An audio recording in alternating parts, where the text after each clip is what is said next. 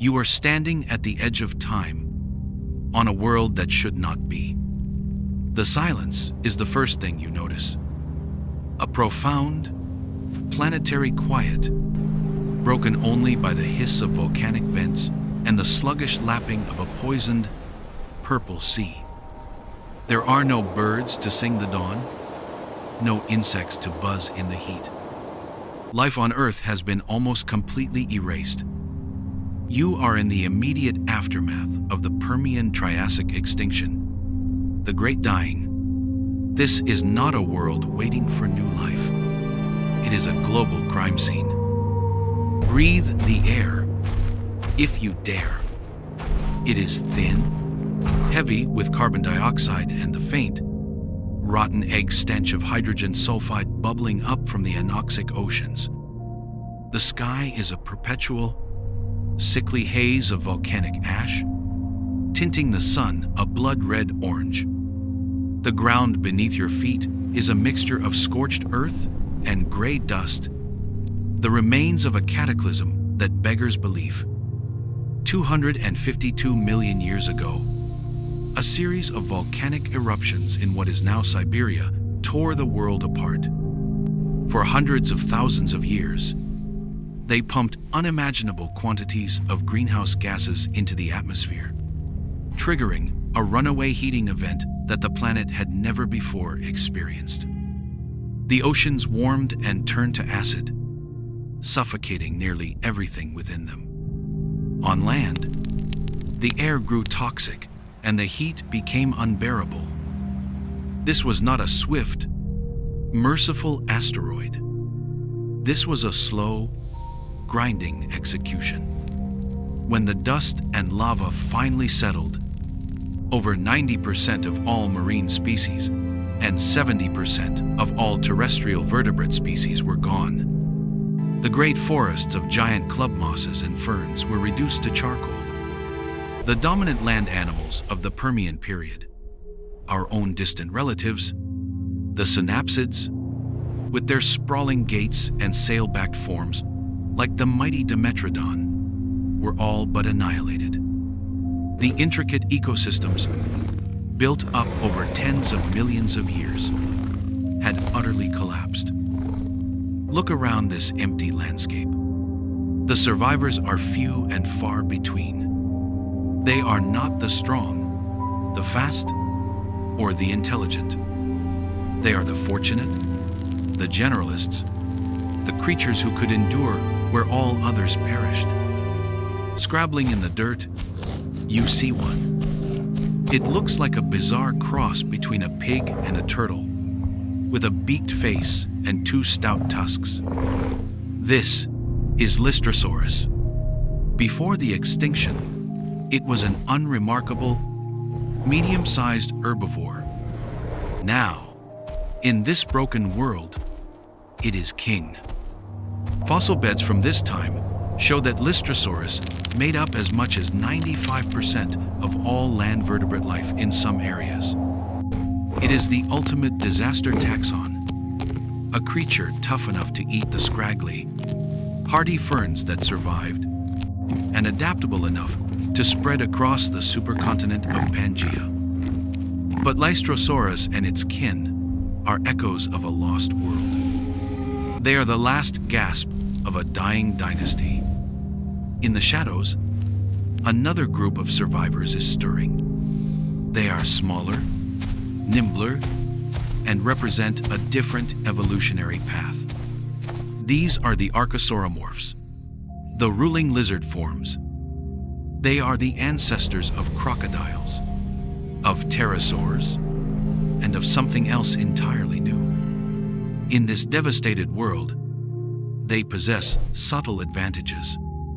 A more efficient respiratory system, perhaps, better able to cope with the low oxygen atmosphere, and a tendency toward a more upright posture, allowing for greater speed and agility.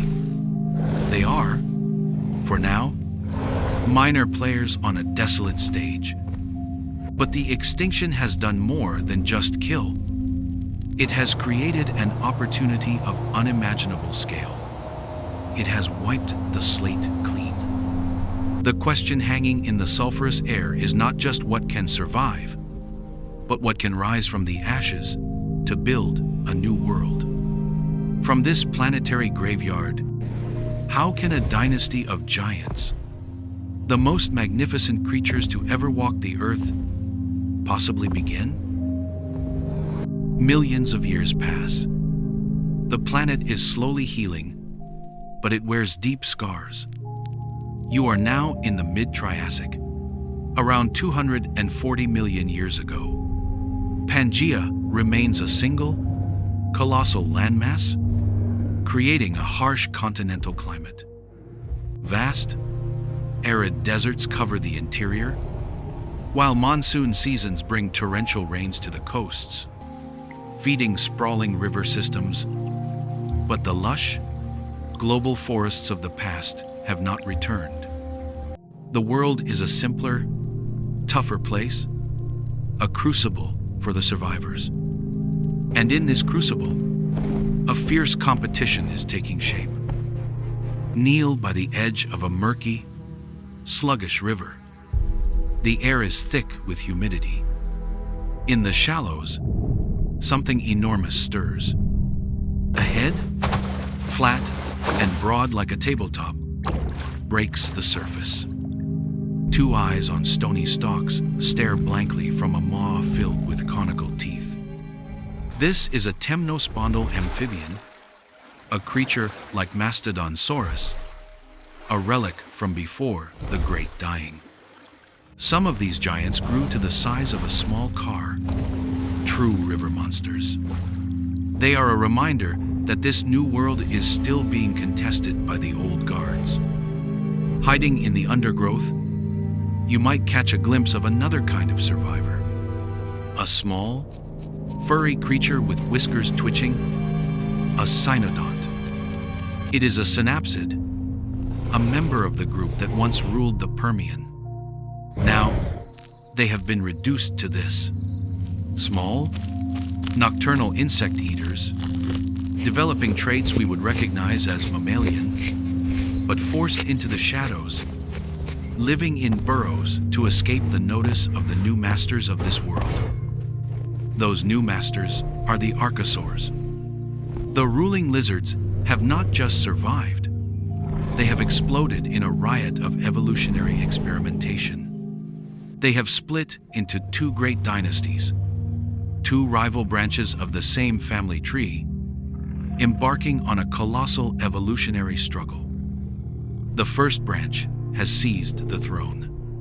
They are the Pseudosuchia, the crocodile-line Archosaurs. They are built for power and dominance. You feel the ground tremble slightly. Through the sparse vegetation steps Erythrosuchus, the red crocodile.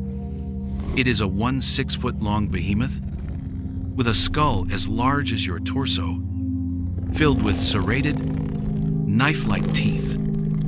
It is the apex predator of its time, a quadrupedal monster that embodies the success of this lineage.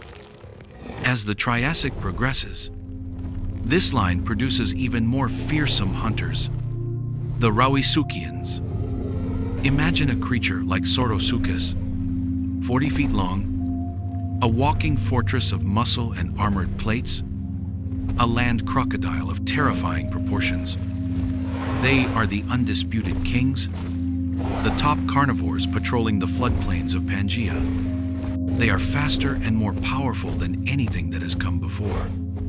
To all appearances, the future belongs to them. But there is that other branch of the family tree, the Avametatarsalia, the bird-line Archosaurs. They have taken a radically different path. In a world dominated by their heavily built cousins, they have embraced a different strategy: speed, agility, and efficiency. You see one now, a creature no bigger than a cat, like Marasuchus. It darts through the ferns on two long, slender hind legs, its long tail held out stiffly behind for balance. This is not yet a dinosaur. But it is a dinosauromorph, a close relative, on the path to becoming one. Watch how it moves. Its legs are not sprawled out to the sides like a lizard's. They are positioned directly underneath its body, allowing for a far more efficient stride. This anatomical quirk, this simple piece of engineering, allows it to run faster and further, to escape the brutish pseudosuchians, and to chase down its own smaller prey. They are the underdogs, the lightweights in a world of heavyweight champions. They are living in the margins, their evolution being shaped not by dominance, but by the constant, pressing need to survive. You are now in the late Triassic, 233 million years ago, in a part of Pangaea that will one day become South America. The world has changed again. A mysterious, million-year-long period of intense rainfall, known as the Carnian pluvial episode, has drenched the supercontinent. The arid red deserts are giving way to lush, humid floodplains and sprawling conifer forests.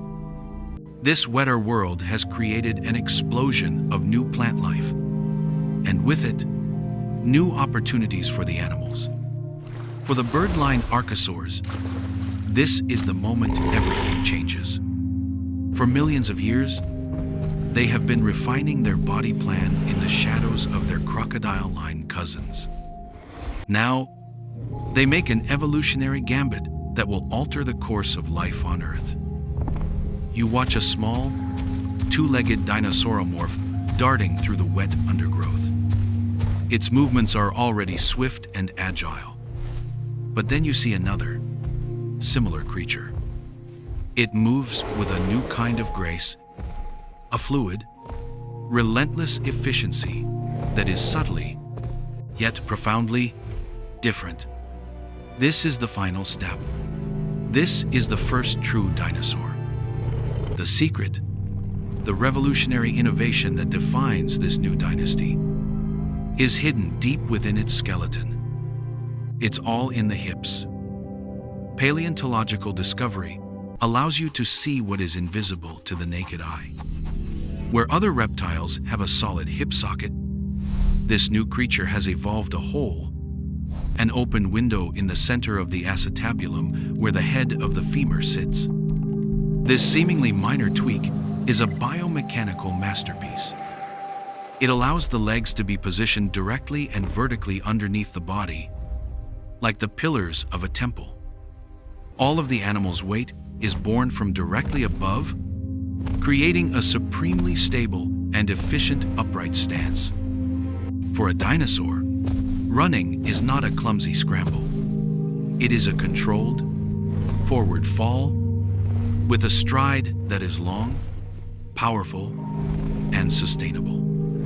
This unique hip structure is the key that unlocks unparalleled stamina, allowing them to travel vast distances and, crucially, to synchronize their breathing with their movement. They can run and keep on running long after their rivals are left gasping for air. From this single innovation, a dynasty is born. You see it in one of the earliest pioneers, Eoraptor, the Dawn Raider. It is a lithe, 3-foot-long animal, a flicker of motion at the edge of the forest.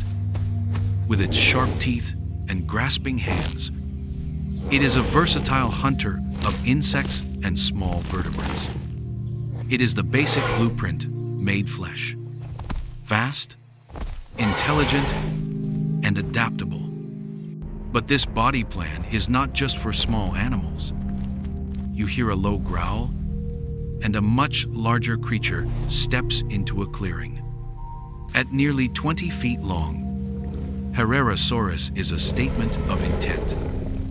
It is one of the first great dinosaur predators, its powerful jaws capable of taking down much larger prey. It is living proof that this new design is not just for evading predators, but for becoming one. And the innovation doesn't stop there. Almost as soon as they appear, the dinosaurs begin to diversify. You spot a small group of another new type of animal, creatures like Buriolestes. They are also bipedal, but their teeth are adapted for shredding plants, and their necks are slightly elongated. These are the very first sauropodomorphs, the ancestors of the colossal long necks that will one day define an entire era.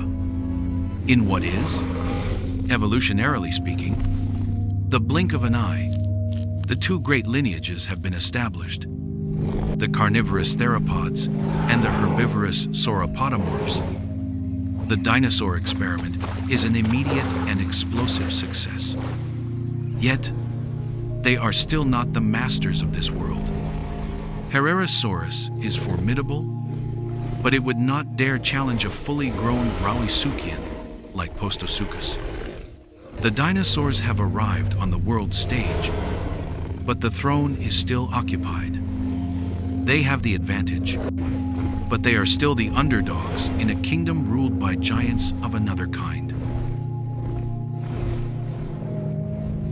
The Triassic Period draws to a close. For 30 million years, the dinosaurs have been a growing success story, diversifying into a multitude of forms. Yet they remain just one thread in a rich and complex tapestry of life. You stand on the plains of latest Triassic Pangaea, a world crowded with giants. Armored, pig-snouted aetosaurs root through the vegetation. Enormous crocodile-like phytosaurs patrol the waterways. And hunting them all are the Rauisuchians, the undisputed rulers of the terrestrial realm. The dinosaurs, for all their unique advantages, are still held in check. For them to truly inherit the Earth, something immense, something world-breaking, must happen. And it is about to. You feel a deep, resonant tremor run through the ground beneath you. It is the death rattle of a supercontinent. Pangaea is beginning to tear apart at the seams. In the heart of the continent, colossal fissures, thousands of miles long, rip open the crust, unleashing an episode of volcanism that dwarfs almost any other in Earth's history. For 600,000 years, the Central Atlantic magmatic province floods the world with lava and chokes the sky with toxic gas. Once again, the planet is plunged into a climatic nightmare of acid rain and runaway global warming. A new mass extinction event is unleashed. This time, however, the victims are different. The extinction is brutally selective. The giant amphibians, survivors of the first great cataclysm, are finally wiped from existence. In the oceans, the conodonts, an ancient lineage of jawless vertebrates, vanish forever. And on land, the blow falls hardest on the dominant Pseudosuchians. The mighty Rauisuchians, the armored Itosaurs, the terrifying Phytosaurs. The entire dynasty of crocodile-line Archosaurs that had ruled the Triassic is gone. The slate is wiped clean once more. But as you survey the silent, ash-strewn landscape, you see that the dinosaurs are still here. Why? How did they pass through a planetary catastrophe that annihilated their chief rivals? The answer may lie in the very adaptations that they forged as underdogs. Their highly efficient, bird-like respiratory system, with its system of air sacs and one-way airflow, would have been a crucial advantage in an atmosphere poisoned by volcanic gases and low in oxygen. Their likely warm-blooded metabolism and rapid growth rates may have allowed their populations to recover far more quickly than their cold-blooded competitors. The traits that helped them run farther and faster in the Triassic now help them breathe easier at the end of it. Their survival was a product of both superior engineering and profound luck. They were perfectly pre-adapted to inherit a broken kingdom. The world they inherit is empty. At the dawn of the Jurassic Period, you stand in a land of ghosts, a world devoid of large predators and herbivores. Into this vacuum, the dinosaurs explode. With their competition gone, the evolutionary brakes are off. The small, bipedal sauropodomorphs of the Triassic begin an unprecedented march toward gigantism, their long necks reaching for the treetops, their bodies swelling to sizes that will defy the laws of physics. They become the sauropods. The theropods, now the uncontested predators, grow larger and more powerful, diversifying into the fearsome hunters that will terrorize the Mesozoic. The age of dinosaurs has truly, finally, begun. This is their legacy. A reign of 140 million years, born from two of the worst mass extinctions the planet has ever known. Yet, their story does not end when the next asteroid falls. Look closely at the theropods. One small lineage, clothed in feathers, had already taken to the trees. They would survive the impact that erased their giant kin. The desperate struggle that began in the toxic ruins of the Great Dying, the revolutionary hip design that gave them an edge, the sheer good fortune to survive a second apocalypse. It all culminates in a living legacy you can see today. It is in the flock of pigeons in a city square, the hawk circling on a thermal, the hummingbird hovering at a flower. The dinosaurs never truly left. They are the birds. Their incredible saga, which began in silence and ash, continues today in a planet-wide chorus of song.